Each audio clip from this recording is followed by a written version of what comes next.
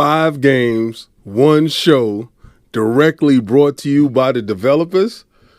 Microsoft started January off fine to give you a glimpse of what's to come for this year. I cannot wait to give you a breakdown of the developers direct and kinda Xbox right now setting trends. Let's get into these topics.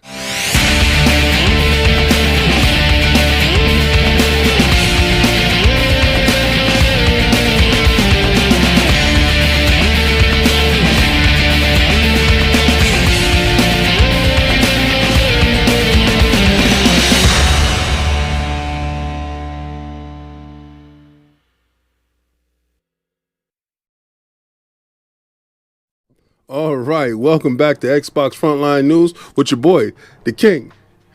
And I am so happy to even be talking about this because, usually we wait to the middle of the year or towards the spring or the ending of the spring before the summer. Before we get to anything of gaming news, right? Usually they drop a couple of titles in the beginning, mostly on Nintendo. And then, you have a drop by Sony, a lot of third-party stuff. And, because what I was looking forward to was Elden Ring. But we got the Direct 2 years in a row early. And this developer Direct followed a formula that I think that Microsoft should stick with. I think this is one of the upper echelons when it comes to giving you direct information. They gave you an outline very early, what studios would be there, what games would be talked about, how long it would be, and to set up your expectations for that. And then they did the +1, which was really cool. And that +1 was really key to making this developer Direct an overall great experience for the Xbox consumer. And then any consumer that's on the outside looking in, trying to see what Xbox has to offer them and what they want to get into. So you already know how we do it over here. It's hashtag no PlayStation 6. We'll keep the boot on Sony next this whole generation. And Microsoft started it off very well. Well, what they started off with was a Valve. And I really think the reason why they started off with a Valve was because a Valve was the next big ticket item up that we were wondering about. And they wanted to show off what had changed, what has transpired since the last time they showed it, because they showed it to mixed reviews. You had people that was anticipating the game to look like the CGI trailer of the first showing.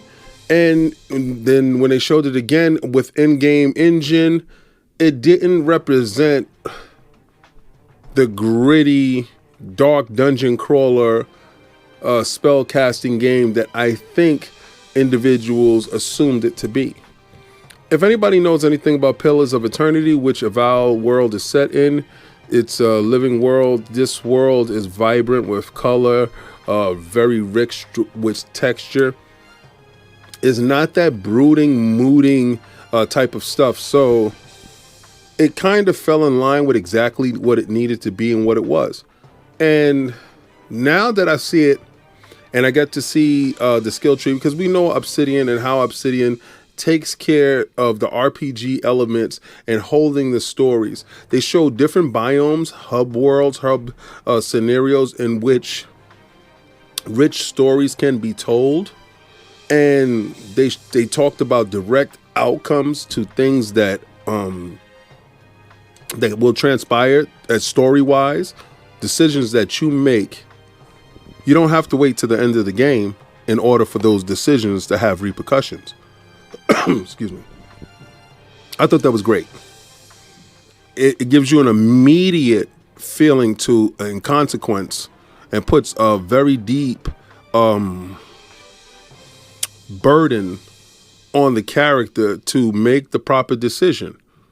Now, whatever the decision is, that's up to you. But, it gives you the consequences for your actions. And I think that is key to making this game great. I saw the diversity in the hairstyles. I think the hairstyles is the thing that really took me aback. because you know, a lot of times to get people of color's hair right is very hard to do. And not saying that the aliens were people of color, but they did have dreadlocks, bro. So it did look well. The water looks great. The combat looks like it needs a little bit more tweaking. I heard a lot of people talking about the hits didn't have impact. Maybe there's keys and cues in where they hit and you can do combos. You can spell cast right off of something. So we don't know exactly yet, but if the Outer Worlds is any indication of their ability to show you impact upon hit, I think we're in safe hands. You understand? The color palettes was perfect. The world, the rich world, the living world in which they kept emphasizing was great. All in all, for me, Avowed looks like it's going to be something incredible to dive into. And they said that's coming in the fall of this year. So I cannot wait for that. And, you know, it's set up to show very, very well. And I don't see that on the competition's platform. Hellblade 2, Senua's Saga. Now, I wasn't, full disclosure, I'm not the craziest guy over the first Hellblade, right? But I'm not going to say that the first Hellblade didn't accomplish something that I thought an independent studio, as great as Ninja Theory is, accomplished. They, you know, with the visuals and audio, the game married the two. It gave you a trip down the psychosis of an individual, that the way they were able to interpret the game and bring that game to you was something of kind of magic, right? And that's when I first got Dolby Atmos, and I was able to use it with my headphones. I think it was my ROGs, not my rigs. Sorry, I think Rig 8, something like that. And it was creepy because I would be playing it in the dark, and it was very, very trippy. So when I found out they got picked up by Microsoft and that they were going to be doing part 2. My anticipation for it was, okay, they got more funding. Usually with more funding means better graphics, expansive worlds, stuff that they weren't able to do in the first one. Maybe they can revisit those things that they left on the table in order to get that stuff across the line. And from all the trailers that I did see of this game, it had the indication of that was true. Now, when we first saw it, we didn't believe that was in-game. And Phil and everybody assured us that that was the game. Then I saw the next one, kind of believed. This one here, on this direct, the level of detail in this motion capture is second to none. Absolutely second to none. There's a reason why Insomniac, Insomniac wants their games to reach this level of graphical fidelity. This is probably the new benchmark in graphical fidelity. And it's insane to see this. The character models, the mouth movement, I saw actually in this direct how they did the audio around, and the audio was it was they had the microphone there, and the two actors were going around talking to both sides of the head. So this is something that you want to immerse yourself in. So not only is it a visual excellence, it is going to achieve the sound bar. It's going to set the sound bar very high. Now, the combat, I wanted to see more stuff on the screen. I thought they was doing some tricks. I wanted to see daytime. They showed me daytime. They showed me more characters on screen. They showed me things that I had questions about. They gave me a date, May 21st, 2024. First one out the gate out of everything in this direct. The kicker came, $50. Normally when games are going for $70, the game said it's $50. And in order to achieve that $50, digital only. I think this is a test. I think this game is going to be testing the purchasing power of the digital currency that we have now when it comes to the Microsoft Store. We already know that Best Buy, Walmart, Target, and every other retail place that sell electronics, consumer electronics, is scaling back on their video game sections, if not totally wiping them out. This is Microsoft preemptively taking advantage of the opportunity now to get the public in line with what's to come. Microsoft will be opening up their digital store, their mobile store. These things are falling in line. $50, can't beat that with a baseball bat. You got Game Pass, try it, buy it, do whatever you're going to do. But that minor piece of controversy, for me, took the showdown 1 point. That's there. That's it. And I'll get to my overall, thoughts of what the show is. But this game is going to be the first one on steroids. And if you're a fan of the first one, you're damn sure going to be a fan of the second one. And if you was on the fence on the first one, like myself, maybe this is the one to get you completely on board. I can't wait. I remember everything that they did with Heavenly Blade, and I mean Heavenly Sword. I love Hellblade to an extent. I want to see if Hellblade 2 takes it to the next level. Now, this topic. Now, this is the one that got the ponies crazy. Square Enix shows up. I ain't gonna front, I was screaming. I was going nuts. Iron Lords podcast. If you're gonna go check it out, go check it out. I was going absolutely nuts, because I thought it was something else. But regardless to what, Visions of Mana, coming from, Secret of Mana, that stuff. I was down for all of that stuff back when, the Mana series was rocking. It's a changing of the times. It's a changing of the guard. Square is no longer locking itself down to the Port Begging Ponies console. Square is taking their talents to South Beach. They're coming over here. They couldn't win a championship with them dudes, so hey now, come over here. Come to this side. Come on over. The water's fine. They look like they belong. And it goes without saying that the Mana game looked phenomenal. Visions of Mana looked phenomenal. From the combat sequences to the music, to the character design, to the vibrant world, to the expansiveness of the outdoor sections. We know what Square brings to the table. They're not to be underestimated. We know exactly who they are at all times.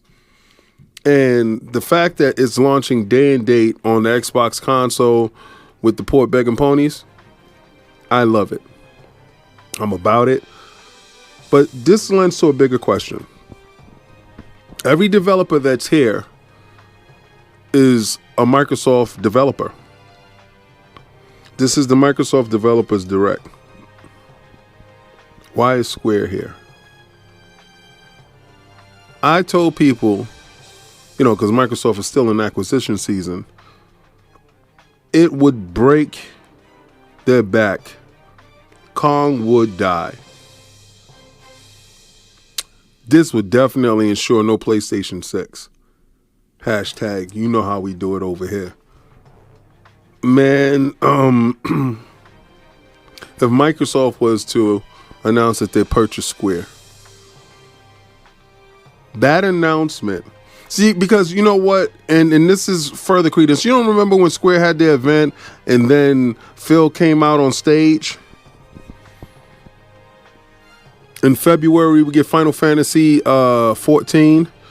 Then there's talks of Final Fantasy 16 coming to the Xbox platform because it didn't sell well over there, with Sony. And from what I know, you're going to get a double pack for the remake and the rebirth of Final Fantasy 7. The full slate, and I'm stealing that from J-Dub. The full slate of Square Enix games on the Microsoft platform, if they're purchased by Microsoft, they become first party and all those games go inside Game Pass.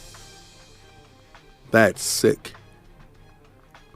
That takes us to a different space because that's when Microsoft becomes the king of the RPGs. Literally. They already have Western RPGs sold up.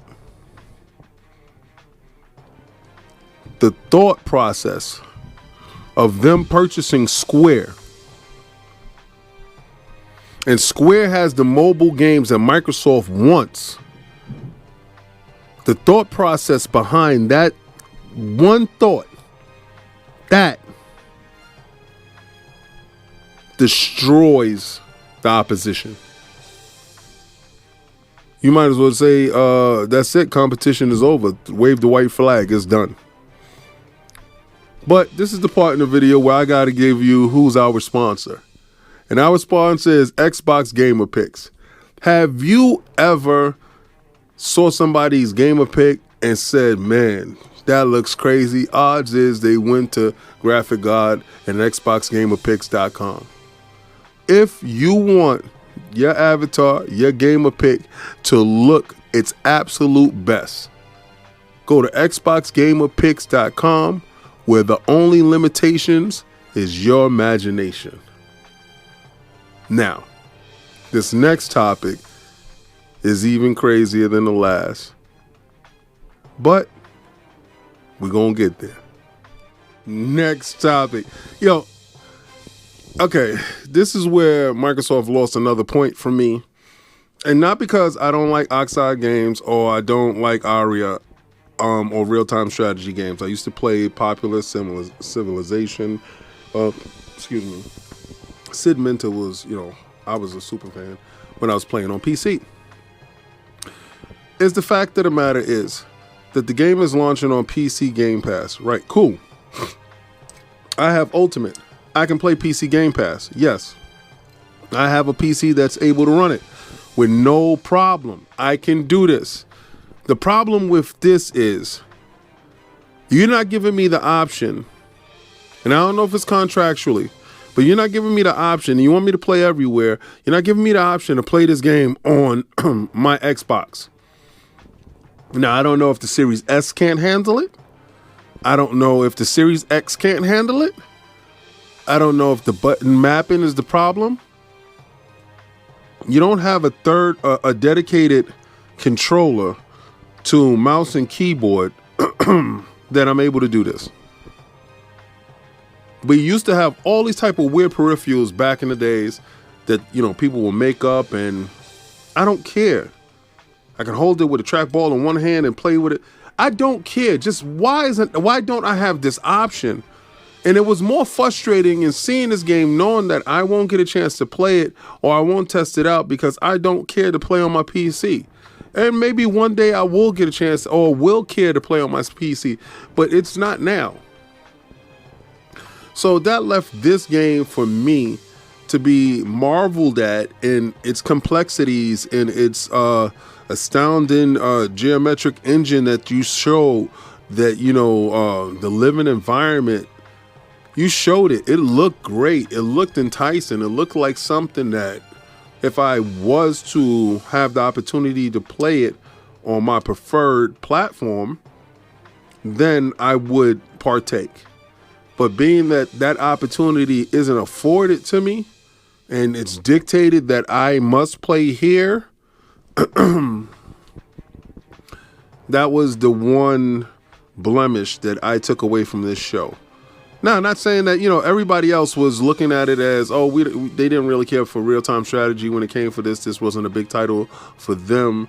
I wouldn't say that. I would just say that if I was given the opportunity to play it on my Xbox, you know, console, then I would do so. And if it needed a peripheral that was like 50, 70 bucks, I don't care. I brought a big mech controller for Mech Assault back in the days. So, what was it? Iron something. Just give me the option to do so. So, with that being said, the game looked good. The game looked okay. It looked like if I had the opportunity, I would be able to try it. But I will have to move on from this title and get to the final title that they did show that we didn't really expect to be here this year and kinda stole the show. Now we get to the final topic, the final game, the man of the hour, too sweet to be sour, Machine Games. This one was the Enigma. This one was the one that we didn't know which way they were going to go. We know that Machine Games is known for first-person type of gameplay. We didn't know if they would implement third-person stuff to the game. And Todd Howard himself came out and said that it would be a mixed bag of different things, a cornucopia of different ideas woven together to give you this cinematic experience that would be true to the legacy of Indiana Jones. And boy, was that description of this graphically intense title more accurate than anything that he has said in a long time. You know that this title hit the right chords when the port begging ponies are begging for this game to be on a PlayStation. I mean, they openly came out and said, yo, you had one. And this is why I tell you that, you know, they're financially challenged. One was like, oh, I just finished playing off of my PlayStation 5. Who the hell puts a PlayStation 5 on layaway? Not pocket shaming, not pocket watching, but I'm just saying. All right. If that's the case, then I don't think you should be gaming. To be honest with you, that's my take on it. If you can't go out and purchase outright, and you know, remember, this is a hobby, this is a luxury, this is not a essential, this is not a necessity. Right. So, with that being said, you know, do what you're gonna do, but it is what it is. Now you're gonna have to pony up for another console.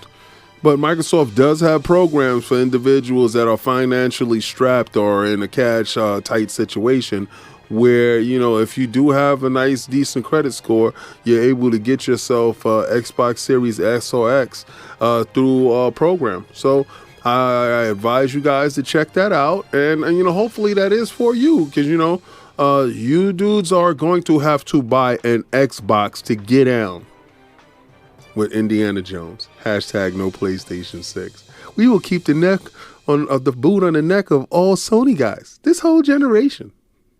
Ha ha. Anyway, Indiana Jones looked incredible. Oh my God. From the jumping from one plane to the next, to the whipping and gun action, to going into third person in some action sequences, to the puzzling being hands-on, to the 60 frames per second, to different ways that you attack the level. They say play how you want to play. The living world. The living world was a theme for this whole direct, and Indiana Jones brought this home. Harrison Ford's face. The hell with that. The hell with that. They had Candyman. Oh man, say his name 3 times and he pops up, man. They had him there. The actor who plays that character, I'm not going to keep saying the name because he's not going to pop up and get me. I'm from the projects. I understand who he is and what he's about. So if you know, you know, and now you know. You know not to say that man's name, but Machine Games got him. The set pieces looked incredible. The boards looked dope. The fact that you can grab an NPC and whop, whop, whop, whop, whop, put the hands on them. The visceral feel. I saw the last Indiana Jones movie. I loved it. I loved it because I thought Harrison Ford finally got his MacGuffin, finally got the prize, finally got what he was looking for. Finally, there was an ending to a great movie. And some people may feel otherwise, but me, I'm an Indiana Jones dude, from the Temple of Doom to the Crystal Skull to all of that. I'm that guy. I'm that guy. I love him. I love all the chase scenes. I love everything about it. This game was the epitome of everything that I've grown to love. The FOMO that people are going to have about this title is going to reach a crescendo that is going to bring the pony tears down from the heavens. I might have to start building the ark. Raiders of the Lost Ark. Oh my God, man. But this is the part in the video where you know catchphrase goes here, and so does those pony tears. Try to play the Game Pass.